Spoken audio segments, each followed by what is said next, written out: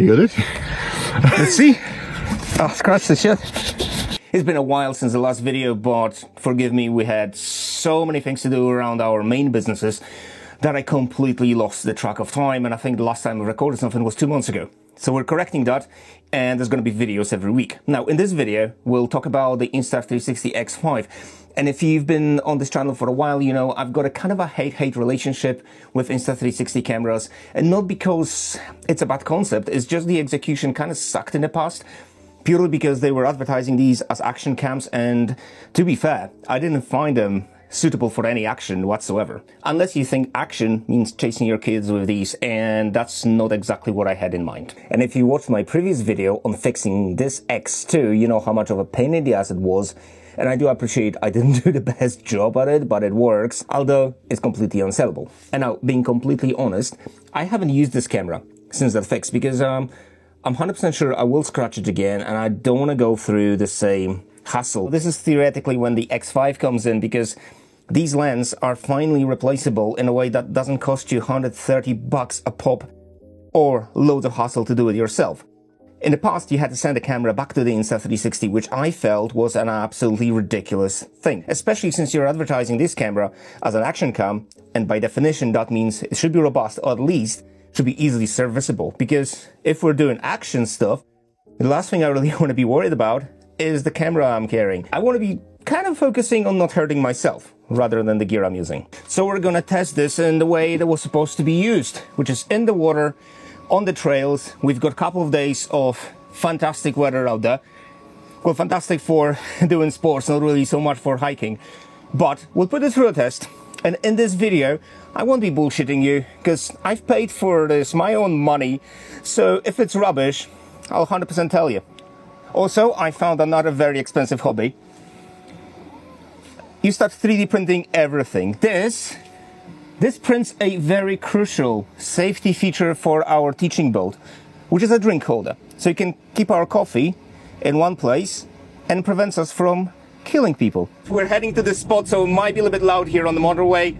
I'll be jumping between the footage from Canon R5 and the Insta360 X5. Just obviously noting it down there, but also not down there, like down on the screen, but also probably it's going to be pretty obvious which one's which. Anyway, one of the really annoying things with the Insta in the past was that this company was forcing YouTubers to review their gear and telling them that they cannot disclose the information that they've been either paid to do this review or they've been sent free samples, which basically completely invalidated every single opinion out there from anyone who received a free product. And don't get me wrong, I do get free stuff from time to time too, but when I do, I always tell you up front, and also I never call it a review. It's not a review. I can show you the functions. I've got Saramonic Mics Ultras that have been sent to me that I'll publish in the coming weeks, but it is not a review. It's just a test, and you need to draw your own conclusions from it.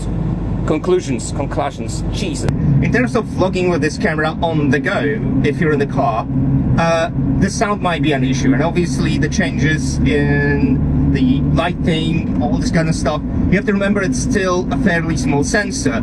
So if you're looking for a vlogging camera, something like DJI Osmo Pocket 3 might be a better option. However, if it's just the only camera you're thinking of getting, this is what you're gonna get in the car, and it is pretty dark outside. So if you look through my windshield, this is really cool because you can reframe stuff. Hello 360. The other potential problem you'll have with this is that the sound coming from the Insta isn't really that good. Mic has improved this year.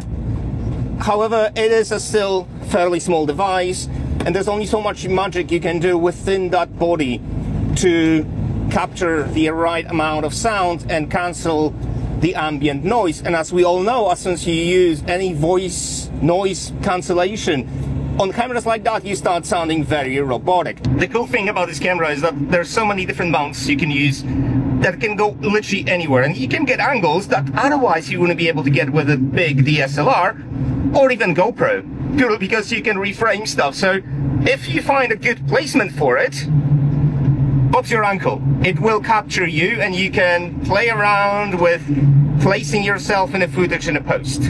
That's been always the cool part of any 3D cam out there. And I think the X5 actually does it best, because the image quality improves significantly, but you'll see that in a second.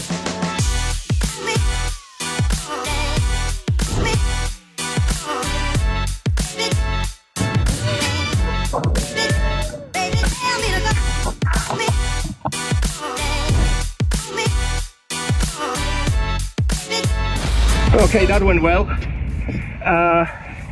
Yeah, that's not ideal. Damn it. Oh well, you win some, you lose some to get it replaced. Okay, round 2, see if that's gonna hold.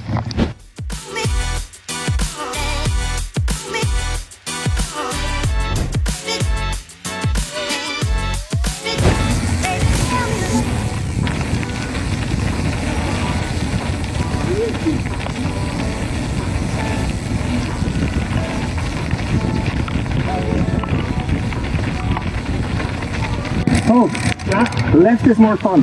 Cool.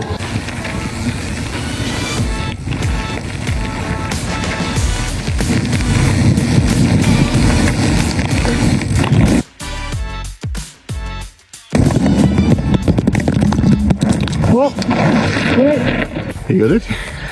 Let's see. Oh, scratch the shit. But it's replaceable. Yeah, easy. Oh shit. Oh, that's a good job. Well, I went off a little drop. Yeah. And then just saw it. Boing, boing, boing. Is that a lizard running there? I just saw this black stick. Oh, brother. Because it was kind of sliding camera side first. Looked like a lizard running Oh, along. man. So, on the blue trail, that's what I get for wearing freaking stupid glasses to this. Oh, well. You win some, you lose some. So it looks like the Unbreakable camera got scratched a little bit, but to be fair, on that big drop, I was expecting this actually gonna do more damage than this. Off to replace. So I'm glad to report that it has survived the bike crash. Well, it didn't survive per se. It scratched like crazy, and obviously the lens took a beating. So that brings me to the first point. Yes, I guess this whole setup is a little bit sturdier. But when you watch those videos of people scratching the lens, and I appreciate what Jerry does with his little razors and things, but in real life, if you crash out with this, you will scratch the lens, and you'll obviously put some dents on the body as well. I'm trying to get the small rig cage for this little guy just to protect it a little bit better. However, that was a pretty big tumble. It went over the rocks, and the only real damage were a couple of scratches on the lens. And I'll show you how to replace it and how I went about it in a second. But the bottom line here is that this is way more action-friendly than the previous cameras were. Then lift the tool to remove the ring. I think that's the ring. Tool, place install lens ring.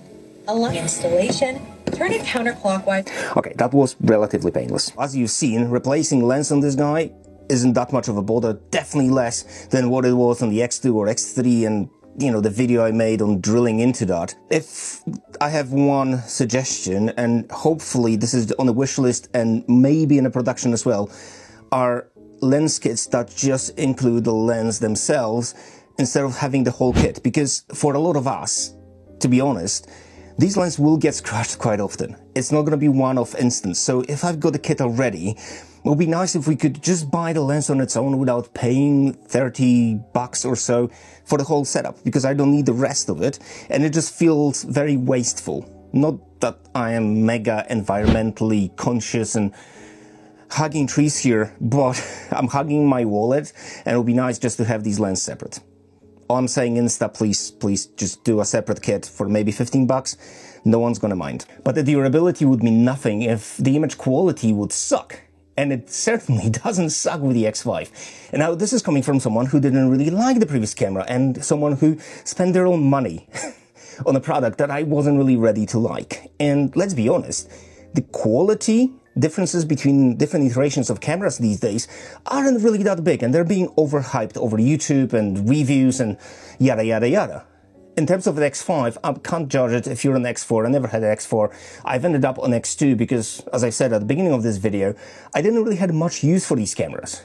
And I've seen a lot of opinions of people saying, oh, you can just get an X4 instead of the X5. Now, if you're doing any sport, or you're clumsy as I am, I would never go for the X4 because, again, you can't replace lens.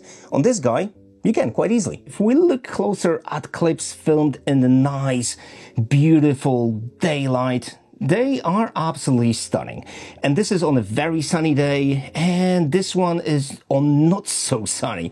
And they all look really, really good, with the exception of the edges. So if you look here, they're pixelated like crazy. And that's because our focal point is pretty much a circle in the center of the frame. Now, obviously, if you move the camera around, you'll see that it kind of captures everything in a really nice quality. It's just that the edges will be slightly blurry. This is not necessarily a bad thing, because if you're looking at any kind of action videos, they typically look fairly slow because everything is in focus and everything is equally sharp. What Insta has done in their Studio app is that you can add motion blur to your video. Now, I don't know if I'm using it wrong, but if you look at this clip without any motion blur of me going on a gravel bike, and this clip with motion blur, I mean, the one with the motion blur looks ridiculous. It looks like I'm jumping into hyperspace, and I'm certainly not going that fast. So if maybe when you're going downhill, if you apply these effects and if you're going really fast, it will make more sense. But to me, the pure image coming straight from the camera is just good enough. And because it's a wide angle, that adds a little bit of extra speed to the whole scenario. There is a little bit of wind today, so you'll hear that in the footage later. But what I'm using right now is the voice enhancement within the camera itself. So if you're looking to vlog with this camera and you don't want any external microphones, this is how it sounds. And it's, yeah, I don't know. I have no idea how it sounds. This is the part of the experiment that I've just gone somewhere where I can't get out of. Just to compare, this is with wind reduction, strong, but no voice enhancement. These things just don't normally work when the wind hits the microphone anyway. But yeah, this is how it sounds. So this camera has this reframing feature, so wherever you're gonna move it, it should keep you in focus at all times, and yet you're still getting the 360 video to work with later. I'm not sure how useful that is, because quite frankly, you can just do this in the software in post, and you're not using the 5.7K, like when you're using this feature, but you can just use the 8K and just crop it in. I don't think that's massive bother. Maybe for some of the quick shots you want to do and just upload them straight away to social media. I don't really find this useful, but yeah, whew, it's there. Aside from the lens, one of the most important updates here is its low light performance. And I kind of felt that this is gonna be a bit of a bullshit. And to be fair, when I started editing the footage later, it kind of looked clunky on the software. And I'm gonna show you this first, so you're not gonna freak out when you're using this for the first time. Obviously, the software needs to lower down the bitrate to just compensate for your computer's performance. This is the MacBook M3 Pro. So I was kind of thinking that would be more than enough to do this at the higher bitrate, but clearly it isn't. So you can see that there's loads of glitches here, especially when there's a little bit of movement involved and a lot of pixelation. Now, once you get past that and you export it in, say, something around 100 bitrate, it actually looks very usable. I wouldn't say this is your nighttime camera, but for those occasions when the light is a little pretty shit, it's doing pretty good job. And this is in their pure video, so effectively night mode. Yeah, I think Insta, you guys done a really good job. And know that it pains me to say this, because I am absolutely stoked with the fact that you took a lot of user feedback on board and you've made some significant improvements to this thing. I want to address a couple of things I found on Reddit, and one of them was the overheating. Now, I've never had this issue because if I'm using this camera, it's typically in a setting like this, or on the water, or in the open air, so not really. The only issue I found, well, it's not an issue, it's an 8K footage, so you need way more SD card space. So if you got 128 gigs, that gives you maybe just over an hour. I strongly recommend getting the 256 gig. It just gives you so much more flexibility. That brings me to a little bit of a sticking point. There is no internal memory on the Insta360. Now, most of the other cameras have that built in, and it's just a case where you came to a spot, you're ready to, I don't know, go down the slope, and you realize there's no SD card inside. So if that happens with the X5, sadly, it's a shitbangs, because you're not getting any footage out of that day. Now, someone asked about the exporting files, and it takes forever and it crashes their computers. I've tried this on the M1 MacBook Pro and the M3 Pro. I had zero issues. The export times are absolutely fine. I wouldn't expect anything else. It doesn't take forever. Obviously, it depends how long of a clip you're exporting. If it's like an hour, yeah, it's going to take forever. But if you ever worked with any kind of video, you know, it just takes time. And depending on the performance of whatever machine you're working on, it's going to take less or more. So the faster the computer, the faster it exports. If you're exporting on the iPhone, obviously that's going to take a little bit longer. But again, if you're doing this for social media, it's really not an issue, at least in my opinion. I'm just kind of used to putting the export on and grabbing a coffee somewhere and waiting for it to be done. Now, the big question is whether you should get one, and I'm not going to answer that. But what I'm going to say is that if I would break this one, I would definitely buy another one, because this is slowly becoming my main action cam. They've improved everything that was really annoying me about the 4 editions they released prior to this one. I've got pretty much no complaints. The lack of internal storage is a little bit annoying, but beyond that, well done, Insta. And as always, if you have any questions about the camera, drop them down below and I'll get back to you. Have a good one.